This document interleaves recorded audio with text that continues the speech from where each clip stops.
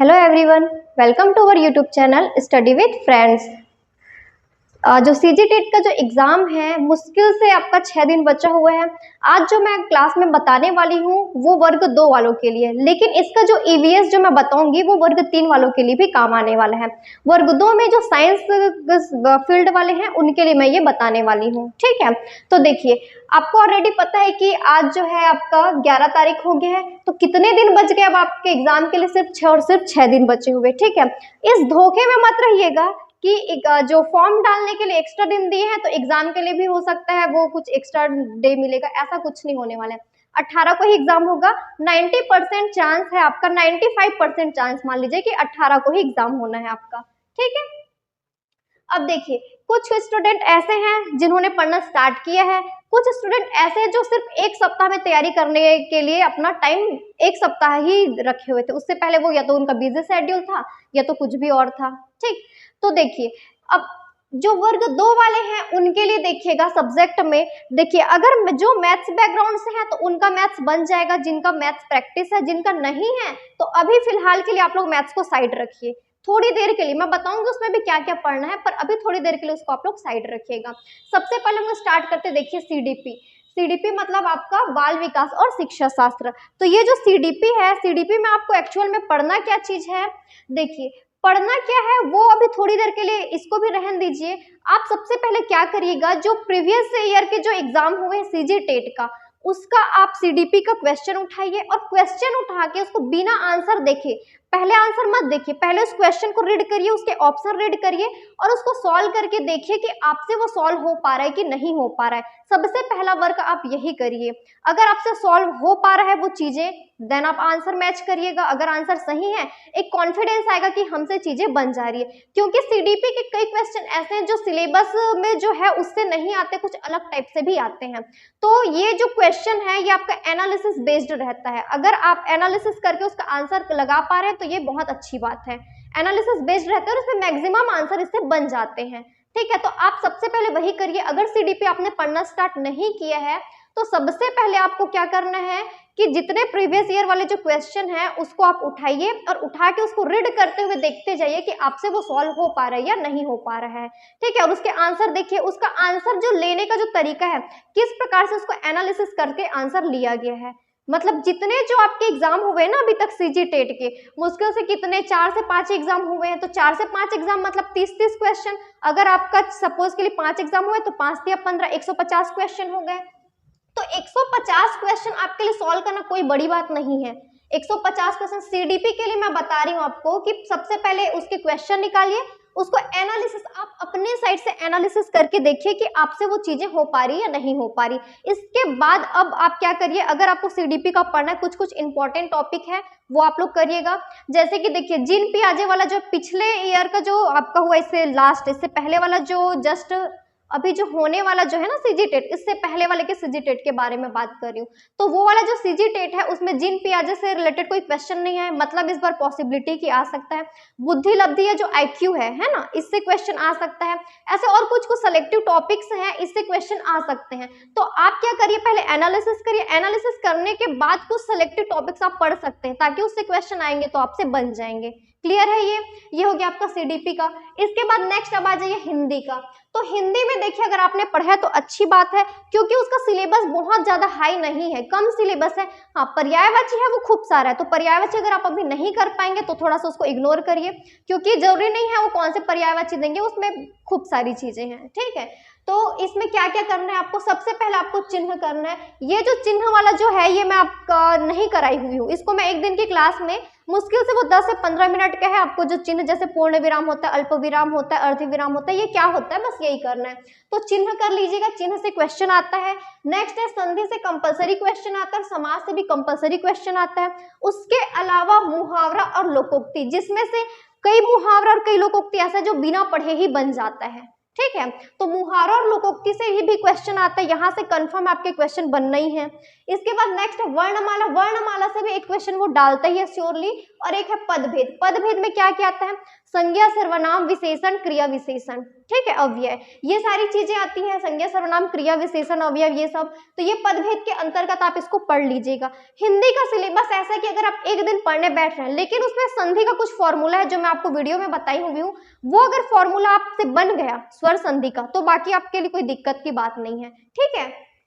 तो इसमें वही करिए, चिन्ह वाला टॉपिक को मैं इसको करा दूंगी, इसका टेंशन मत लीजिएगा। संधि, समास, मुहावरा और लोकोक्ति एक एक रीड ले सकते हैं, वर्णमाला पढ़ सकते हैं और पदभेद पढ़ सकते हैं। वर्णमाला में जितना जो सघोष अघोष है आपका, ठीक है, अल्पप्राण महाप्राण है, ये है, ठीक है, उच्चारण किसका उच्चारण कहाँ से होता है, उच्चारण स्थल, ये सारी चीजें वर्णमाला में आपको पढ़ना है। इतना कर ली, क्योंकि हिंदी आप एक बार देख लीजिएगा। देखिए पेडागोजी का मैं नहीं बता रही हूँ, क्योंकि पेडागोजी जो है, जो नहीं पढ़े हो वो नहीं कर पाएंगे। अगर एक बार आप रीड आपके पास टाइम है तो आप कर लीजिएगा। बाकी जो बेसिक जहां से क्वेश्चन आते ही हैं, एनालिसिस करके मैं आपको बता रही हूँ, वो सारी चीजें, ये इतने सारे टॉपिक से हिंदी में क्वेश्चन आते ही हैं श्योरली। उसके अलावा और भी हैं, पर्यायवाची हो गए, तो पर्यायवाची में क्यों नहीं बता रही हूँ, क्योंकि वो बड़ा है, अगर आपने नहीं पढ़ा है तो आप अभी नहीं कर पाएंगे उसको। जो चीजें पहले कर सकते हैं उस चीजों को आप पहले करिएगा। क्लियर है ये? इसके बाद नेक्स्ट देखते हैं साइंस को। देखिए मैथ्स में भी आऊंगी, पहले अपन साइंस में करते हैं। साइंस में इसको 3 भाग में बांट लीजिएगा, बायो हो गया आपका, फिजिक्स होगा और एक आपका हो जाएगा केमिस्ट्री, ठीक है। तो देखिए बायो में है बहुत सारी चीजें हैं ना, आपका सेल डिवीजन आता है और भी बहुत सारी चीजें हैं, पर जहां से क्वेश्चन आपका आने की पॉसिबिलिटी सबसे ज्यादा है वो टॉपिक को मैं आपको पहले यहाँ पे बता रही हूँ। देखो बायो वाले में क्या क्या आता है, वायरस से आता है, वायरस से होने वाले रोग हो गया, बैक्टीरिया से होने वाले रोग, कवक से होने वाले, प्रोटोजोआ से होने वाले रोग, प्रदूषण से होने वाले रोग। इसके अलावा विटामिन से क्वेश्चन बनते हैं। विटामिन में ए हो गया आपका, बी में भी आपके उसके टाइप्स होते हैं, सी डी के, है ना, तो ये विटामिन से क्वेश्चन बनते हैं। इसके अलावा प्रोटीन, कार्बोहाइड्रेट और वसा, ये तीनों का स्रोत पूछा जाता है, ठीक है। और एक छोटा सा आप कर सकते हैं दंत सूत्र, एकदम छोटा सा है, नॉर्मल मनुष्य का दंत सूत्र करना और बच्चों का दंत सूत्र करना है, ठीक है, ये भी मैं आपको करा दूंगी, इसका टेंशन मत लीजिए। तो बायो में सबसे पहले इस चीज पे फोकस करिए, जहां से क्वेश्चन बनना श्योर है आप उस चीज पे पहले फोकस करिए। इसके बाद नेक्स्ट देखते हैं फिजिक्स। फिजिक्स में आप सबसे पहला टॉपिक स्टार्ट करिए प्रकाश, ठीक है। प्रकाश में जो परावर्तन अपवर्तन है इससे क्वेश्चन बनता है, ठीक है। इसके अलावा लेंस और दर्पण, ठीक है, इससे भी क्वेश्चन बनता है, जैसे आपका उत्तल दर्पण, अवतल दर्पण, उत्तल लेंस, अवतल लेंस, है ना। तो इसके उपयोग क्या क्या है, जैसे अवतल दर्पण का उपयोग क्यों किया जाता है, किस में किया जाता है, उत्तल दर्पण का उपयोग किस में किया जाता है, इससे क्वेश्चन बनता है। इसके अलावा फोकस दूरी वाले से क्वेश्चन बनता है कि अगर जो कोई वस्तु है वो अनंत पे रखा गया है तो उसका प्रतिबिंब कहाँ पे बनेगा, ये क्वेश्चन अवतल दर्पण, उत्तल दर्पण में भी आता है और अवतल लेंस और उत्तल लेंस में भी आता है। ये आप देखिएगा, ये क्वेश्चन मैक्सिमम टाइम्स पूछा गया है, ठीक है। इसके अलावा जो आपका विद्युत चुंबकीय है, चुंबकत्व से क्वेश्चन आता है। इसके अलावा नेक्स्ट आपका विद्युत आवेश, विद्युत आवेश में अगर देखा जाएगा प्रत्यावर्ती धारा और डिस्क धारा जो AC/DC है, इससे भी क्वेश्चन ज्यादातर आते हैं, तो ये टॉपिक्स को आप कर सकते हैं। नेक्स्ट ध्वनि, छोटा सा टॉपिक है, ये हो जाएगा, ये भी कर सकते हैं। और एक है रासायनिक सेल, ठीक है, मतलब आपका जैसे एकांकी सेल हो जाएगा या आपका लोकलांसी सेल जो है, ये सब कौन से प्राथमिक सेल में आता है कि द्वितीयक सेल में आता है, इस टाइप से इससे क्वेश्चन बनते हैं, ठीक है। इसके बाद नेक्स्ट है केमिस्ट्री। तो केमिस्ट्री में देखिए इसमें थोड़ा सा क्वेश्चन का लेवल हल्का सा टफ रहता है, तो केमिस्ट्री में आप क्या करिएगा फिलहाल के लिए, क्योंकि जितना लिमिट टाइम है मैं उसके हिसाब से आपको इंपॉर्टेंट चीजें बता रही हूँ। तो केमिस्ट्री में कुछ कुछ फॉर्मूला होते हैं, जैसे जिप्सम का फॉर्मूला क्या होता है, ठीक है, खाने का सोडा का फॉर्मूला क्या होता है या उसको क्या बोला जाता है, धावन सोडा किसे कहा जाता है, उसका फॉर्मूला क्या होता है, ये सारी चीजें कुछ कुछ चीजें हैं, ये केमिस्ट्री का ये फॉर्मूला जिससे क्वेश्चन बन जाता है। तो जो फैक्ट है, कम चीजों में आने की पॉसिबिलिटी ज्यादा है, उसको सबसे पहले करिएगा, ठीक है। इसके बाद जैसे अगर मैथ्स देखा जाएगा तो मैथ्स में कॉमन जो आपका जैसे PSC का सिलेबस हो गया या व्यापम का सिलेबस हो गया, अगर आप लोगों ने पढ़ा है तो उसमें जैसे टाइम एंड वर्क हो गया, आपका साधारण ब्याज हो गया, अनुपात समानुपात हो गया, एवरेज हो गया, ये सारी चीजें जो है इससे क्वेश्चन आता ही है। इसके अलावा आप एक टॉपिक और करिएगा, कोण। या जैसे रेखा गणित से रिलेटेड कोण वाले, या इससे जो है ना क्वेश्चन कंपलसरी आता है। त्रिभुज है, त्रिभुज में आपको और कुछ आकृति बना के देगा, उसमें आपको कोण निकालने के लिए बोलता है, ठीक है। तो ये अगर आप कर पाएंगे तो ये कोण वाला टॉपिक को कर लीजिएगा। टाइम बचा तो मैं अगर इसको करा पाऊंगी तो कराऊंगी, पर मैं प्रॉमिस नहीं कर सकती कि मैं ये करा ही दूंगी करके, क्योंकि बाकी चीजें भी करानी है, ठीक है। तो कोण वाले टॉपिक से आता ही है क्वेश्चन। अगर मैथ्स में आपको कुछ नया पढ़ने का सूझ रहा है तो आप सबसे पहले सिर्फ इस टॉपिक को करिएगा, इससे क्वेश्चन डैम श्योर आएगा ही। क्लियर है। इसके बाद आपका एक है ईवीएस, जो कि वर्ग 3 में है। ईवीएस का बता दूंगी मैं, क्योंकि ईवीएस को क्या करता है वर्ग 2 में साइंस वाले पार्ट में भी दे देता है, ठीक है। तो जैसे आपका ग्रीन हाउस प्रभाव क्या है, ये वाला हो गया, या जो वायुमंडल में जो आपका सीक्वेंस होता है, क्षोभ मंडल, समताप मंडल, आयन मंडल, ये सारे जो है ना इसका सीक्वेंस पूछता है। तो जो चीजें है थोड़ा सा फैक्ट वो चीजें मैं आपको करा दूंगी। क्लियर है। तो देखिए इसमें सबसे पहले हम क्या स्टार्ट करने वाले हैं, हिंदी का। ये जितनी चीजें मैं बताई वो ऑलरेडी आपका वीडियो में डला हुआ है, तो उसको आप उसमें से पढ़ लीजिएगा। मुहावरा नहीं डला है, समास नहीं डला है, टाइम रहा तो मैं ये करा दूंगी। बाकी चीजें जो है ऑलरेडी क्लासेस डली हुई है, अगर आप नहीं देखे तो एक एक बार जाके देख लीजिएगा। कम टाइम पे बहुत सही चीजें बताई गई है, अगर आप करना चाहते हैं तो कर लीजिएगा, क्योंकि इसके अलावा और कोई ऑप्शन नहीं, 6 दिन में और कुछ नहीं कर सकते हैं आप। जहां से क्वेश्चन बनने की पॉसिबिलिटी, देखो टफ वाली चीजों में मत जाओ, जो आपसे पहले हो सकता है उसको पहले किया जाए, जो नहीं हो सकता उसको करने से कोई बेनिफिट नहीं है, टाइम वेस्ट करने से कोई मतलब नहीं है, ठीक है। तो सबसे पहले हम क्या स्टार्ट करने वाले हैं, देखिए ये सारे जो वायरस है, बैक्टीरिया है, कवक है, प्रोटोजोआ, ये प्रदूषण, ये सबसे होने वाले जो रोग है ना, इससे क्वेश्चन आता ही, आप देख लीजिएगा, आपको सेंड कर दिया जाएगा। जो अपना टेलीग्राम चैनल है ना, अगर जो बच्चे नहीं जुड़े हैं तो जाके जुड़ जाइएगा, क्योंकि आज आपको, आज या फिर कल आपको मॉर्निंग में जितने सीजीटेट के एग्जाम हुए अभी तक का, उसका पीडीएफ आपके लिए डाल दिया जाएगा। आप उस पीडीएफ से एनालिसिस कर लीजिएगा कि जो यहाँ पे मैं आपको बता रही हूँ उससे क्वेश्चन वाकई में आए हुए हैं कि नहीं आए हुए हैं। ये इंपॉर्टेंट है, ये फैक्ट, इधर से क्वेश्चन आने की पॉसिबिलिटी बहुत ज्यादा है, इसलिए मैं ये सारी चीजें आपको यहाँ पे बता रही हूँ, ठीक है। और सीडीपी का जो मैं बोल रही हूँ ना, उसमें उसी से देख लीजिएगा, अगर आपके पास है क्वेश्चन तो अच्छी बात है, नहीं है तो आप लोग जाके टेलीग्राम चैनल में देखिएगा, जो पीडीएफ है उसमें, लेकिन उसमें आंसर आपको अलग से मिलेगा ना, उसमें टिक किया हुआ आंसर नहीं रहेगा, तो आप थोड़ी सी मेहनत कर लीजिएगा, उसको एनालिसिस करिएगा, ठीक है। तो हम स्टार्ट करने वाले हैं यहाँ पे, बायो से स्टार्ट करने वाले हैं। जो जो आपके जो रोग है, जैसे बैक्टीरिया से हो गया, वायरस से हो गया, तो ये सारी चीजें हम अभी करने वाले हैं, ठीक है। चलिए स्टार्ट करते हैं। चलिए तो हम स्टार्ट करने वाले हैं वायरस से होने वाले रोग। वायरस को ही बोला जाता है विषाणु, ठीक है। वायरस से होने वाले रोग जिसको आपका बोला जाता है विषाणु भी कहा जाता है, विषाणु या फिर वायरस। इसके लिए आप लोग एक कोड याद रखिएगा, क्योंकि देखो उसके अंदर से कुछ पूछे या ना पूछे, जो वायरस है या जो विषाणु है उसके अंदर से और कुछ पूछे या ना पूछे, पर उसका नाम जरूर देता है कि निम्नलिखित में से कौन सा विषाणु है या कौन सा जीवाणु है या कौन सा वायरस है या कौन सा बैक्टीरिया है, उसको आपको अलग करने के लिए, सेपरेट करने के लिए देता है। क्लियर है। तो देखिए विषाणु के लिए आप लोगों को सबसे पहले एक कोड याद रखना है, इस कोड से पूरे जो विषाणु है या जो वायरस है वो कवर हो जाएंगे, ठीक है। इसके लिए याद रखिएगा, रेखा हमें हिट करके पोइचे छोड़ गई, पोइचे छोड़ गए, ठीक है, या गई, गई, इसमें बड़ा ही आता है पर मैं छोटा ही लिखी हूँ, ठीक है। रेखा में मतलब गई में बड़ा ई आता है पर मैं यहाँ पे छोटा ही लिखी हूँ, ठीक है, गलतियों पे ध्यान ना देवे। तो देखो रेखा हमें हिट करके पोइचे छोड़ गई, यहाँ पे भी आपका अड़ा आता है पर मैं ड लिखी हूँ, इसका रीजन मैं बताऊंगी। इतने में से ये जो करके है ना ये साइलेंट है, ये हमको सिर्फ आपका कोड बनाने के लिए इसको लिखे हम, रेखा हमें हिट करके पोइचे छोड़ गए, ठीक है। तो देखिएगा इसको अब डिकोड करना है, सबसे पहले क्या है, रे से आ जाएगा रेबीज, या इसी को बोला जाता है हाइड्रोफोबिया, इसे ही कहा जाता है हाइड्रोफोबिया, ठीक है, पहला हो गया। इसके बाद जो खा है इसको खा बस कर लीजिएगा, या चलिए खा भी कर लीजिए, कोई दिक्कत नहीं, स्टार्टिंग अगर वर्ड याद है ना तो बाकी चीजें याद आ जाती हैं। तो ये जो खा है इससे आ जाएगा खसरा, ठीक है। इसके बाद हमें, तो ह से आ जाएगा हर्पीस, ये सारे विषाणु के नाम है ना जो मैं बता रही हूँ, ये सब वायरस के नाम है। रेबीज, खसरा, हर्पीस। इसके बाद नेक्स्ट है इनसे होने वाले रोग ना, मतलब ये जो वायरस है ना, वायरस से होने वाले रोग बता रही हूँ मैं। जो रेबीज है ये भी रोग है, खसरा ये भी रोग है, हर्पीस ये भी रोग है, ठीक है। इसके बाद मे है, मे से आ जाएगा मेनिनजाइटिस, मेनिनजाइटिस, ठीक है।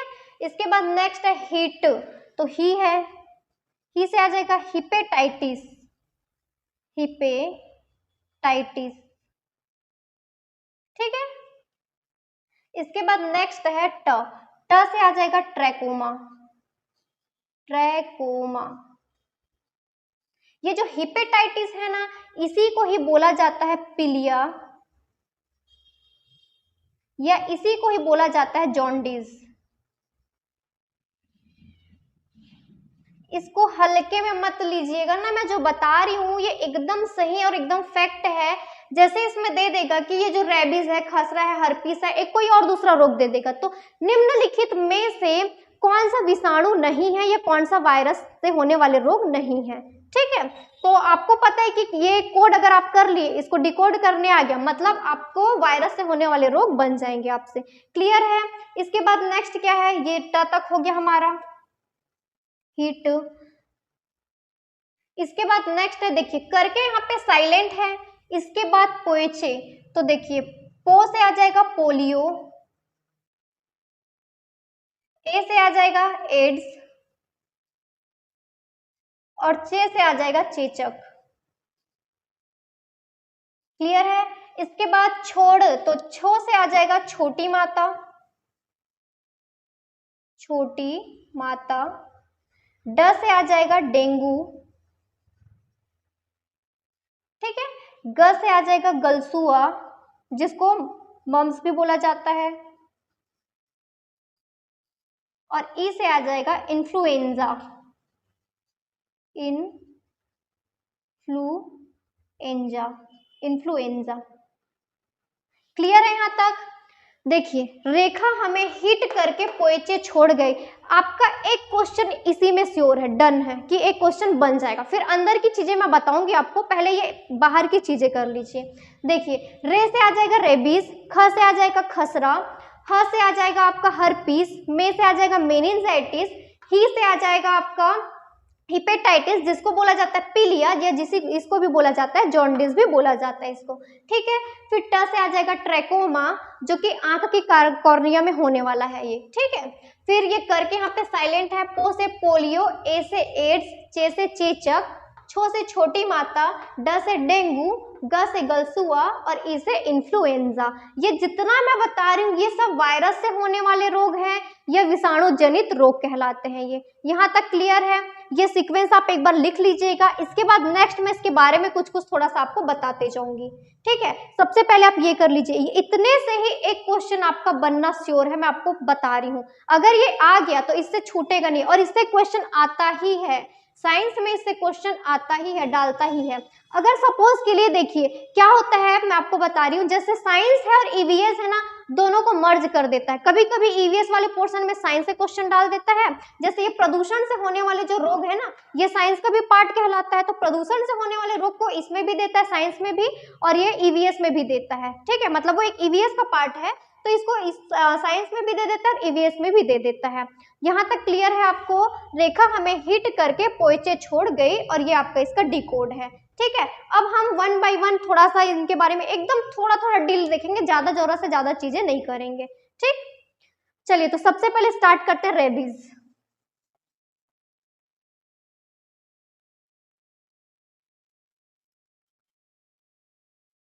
देखिए ये जो रेबीज है ना, ये क्या होता है, इसको हाइड्रोफोबिया क्यों कहा जा रहा है। देखिए रेबीज एक्चुअल में होता किस चीज की वजह से है, बंदर के काटने से होता है, या तो आपका कुत्ते के काटने से होता है, ठीक है, या तो आपका लोमड़ी के काटने से होता है, क्लियर है।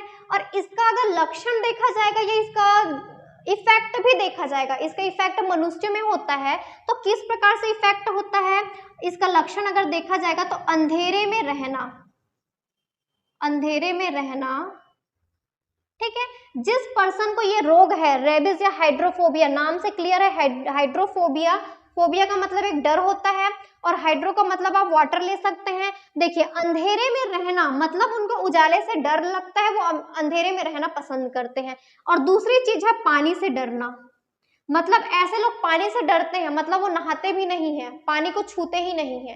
पीने वाली बात अलग होती है ना, ऐसे नॉर्मल ऐसे हाथ लगाना या उनके ऊपर अगर कोई सपोज के लिए पानी भी फेंके तो उस वहां से वो दूर हट जाते हैं, वो डरते हैं उस चीज से। ठीक है, तो अंधेरे में रहना, पानी से डरना, ये जो लक्षण है ये किसका लक्षण है? ये हाइड्रोफोबिया का लक्षण है या रेबिस का लक्षण है। ये होता क्यों है? बंदर के काटने से या कुत्ते के काटने से या लोमड़ी के काटने से होता है। ठीक है, अगर इसमें इफेक्ट देखा जाएगा तो क्या इफेक्ट होता है मनुष्य का? केंद्रीय तंत्रिका तंत्र, इस पे प्रभाव पड़ता है। केंद्रीय तंत्रिका तंत्र पे इसका प्रभाव पड़ता है। क्लियर है ये? बस इसमें इतनी चीजें करेंगे हम लोग, इसके अलावा और कुछ नहीं करने वाले हैं रेबिस में। ठीक है, इसके बाद नेक्स्ट है ख से क्या है? खसरा। अगर आप लोग थोड़ा सा अच्छे से साफ सुथरा लिखिएगा, मैं समझाने के लिए ऐसा लिख रही हूँ। ठीक है, आप लोग अच्छे से सीक्वेंस बाय सीक्वेंस लिखिएगा। नेक्स्ट है खसरा।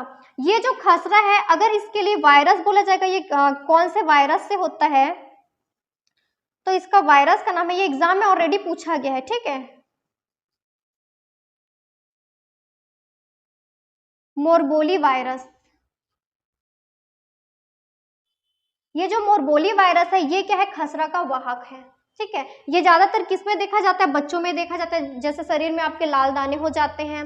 ठीक है, तो मोरबोली वायरस या मोरबोली जो विषाणु है ये क्या है? इसके वाहक होते हैं, खसरा के वाहक होते हैं। ठीक है, इसमें बस इतनी चीजें करिएगा। नेक्स्ट है हाँ से क्या बताई हूँ मैं आप लोगों को? हर्पिस बताई हूँ। हर्पिस को बस सीक्वेंस में याद रखिएगा, इसमें और ज्यादा कुछ आपको करने का नहीं है। मतलब जो ब्रेन और स्पाइनल कॉर्ड होता है ये इस पे इफेक्ट करता है, जो हर्पिस है ये। ठीक है, नेक्स्ट है मेनिनजाइटिस। मेनिनजाइटिस का लिखिएगा, चलिए मैं आपको बता देती हूँ,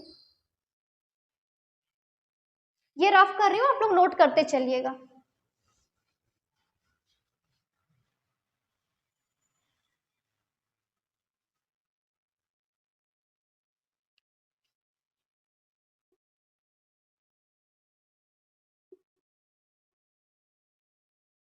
मेनिनजाइटिस, ये जो मेनिनजाइटिस जो है ना ये आपका इफेक्ट किसको करता है? सेरिब्रो स्पाइनल को इफेक्ट करता है, सेरिब्रो स्पाइनल द्रव। ठीक है, सेरिब्रो स्पाइनल द्रव को इफेक्ट करता है। और मेनिनजाइटिस में क्या होता है? इसमें आपका कंफ्यूजन होता है, कंफ्यूजन या वोमिटिंग। अगर इसका लक्षण देखा जाएगा इस रोग का तो कंफ्यूजन होता है और वोमिटिंग होता है। ठीक है, और इसमें एक होता क्या चीज है? तो जो सेरिब्रो स्पाइनल द्रव होता है, जो ब्रेन और स्पाइनल कॉर्ड के बीच होता है सेरिब्रो स्पाइनल द्रव, इस पे इफेक्ट होता है। ठीक है, इसमें और ज्यादा कुछ चीजें करने का नहीं है। अगर आपको सिर्फ नेम याद रखना है तो सिर्फ नेम बस याद रख सकते हैं आप। इसके बाद नेक्स्ट है हीट। तो ही से क्या आ जाएगा? हिपेटाइटिस। ही से आ जाएगा हिपेटाइटिस,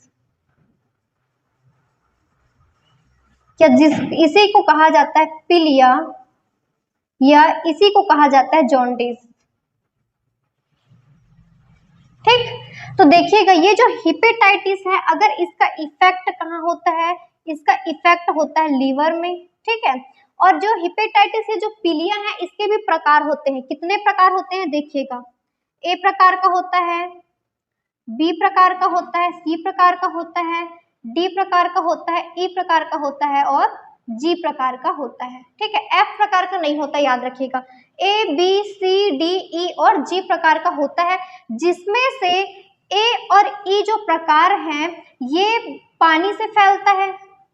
ए और ई प्रकार का जो पीलिया है या जो हिपेटाइटिस है ये पानी से फैलता है, और बाकी का जो बच गया बी सी डी और जो ई जो जी है ये जो है खून में संक्रमण से फैलता है।